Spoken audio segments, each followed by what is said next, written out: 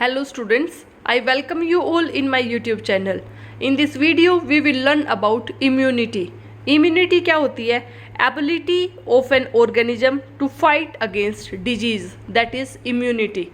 तो किसी भी पर्सन की, किसी भी ऑर्गेनिज्म की, किसी भी डिजीज कंडीशन से लड़ने की जो क्षमता होती है दैट इज इम्यूनिटी.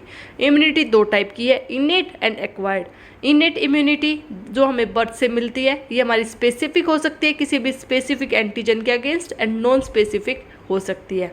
हम मेनली फोकस करेंगे जहाँ से क्वेश्चन आता है that is acquired immunity. Acquired immunity को हम दूसरा क्या बोलते हैं? Adaptive immunity. ये दो टाइप की होती है, पैसिव एंड एक्टिव. अब हम बात करेंगे पैसिव एक्वायर्ड इम्यूनिटी की. तो पैसिव का मतलब क्या है कि पर्सन की जो सेल्स है वो हमारी एक्टिवली इन्वॉल्व नहीं होती. ठीक है, तो ये हमें कहीं ना कहीं से है तो एक्वायर्ड, लेकिन हमें कहीं ना कहीं से मिलेगी. ये हमारी दो टाइप की होती है, नेचुरल एंड आर्टिफिशियल. तो हम बात करेंगे एक बार पैसिव की. Antibodies produced in one body, these are transferred to another to induced protection against disease. So it is passive. Passive में हमारी सेल्स एक्टिवली इन्वॉल्व नहीं होंगी, हमें कहीं से मिलेगी, जिसकी वजह से क्या होगा, हमारी बॉडी के अंदर एंटीबॉडीज प्रोड्यूस होंगी. पैसिव दो टाइप की है, नेचुरल, आर्टिफिशियल.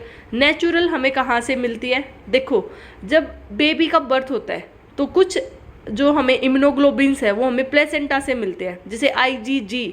मदर के मिल्क से कौन सा इम्यूनोग्लोबिन मिलता है? IgA. तो ये हमें क्या मिलती हैं? जो एंटीबॉडी या फिर जो इम्यूनिटी हमें प्लेसेंटल सर्कुलेशन से मिलती है.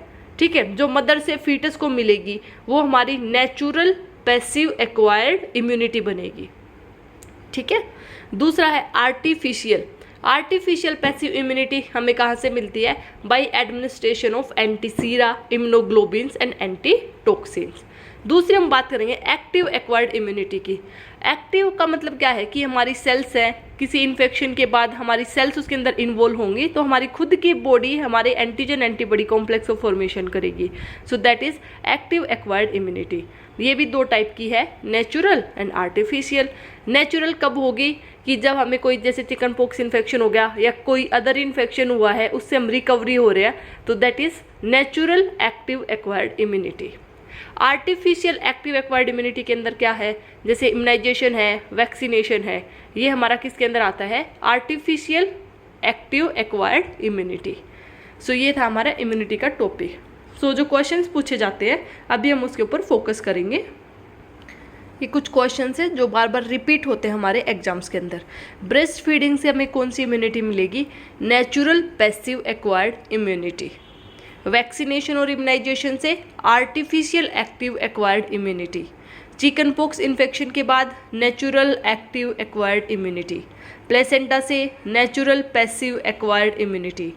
इम्यूनोग्लोबिन, एंटीसीरा, एंटीटॉक्सिन से हमें मिलेगी artificial passive acquired immunity. So these are some key points from immunity. Thanks for watching. Do like, comment, share and subscribe. One question in every exam it is asked from this topic. Thanks for watching. Keep sharing.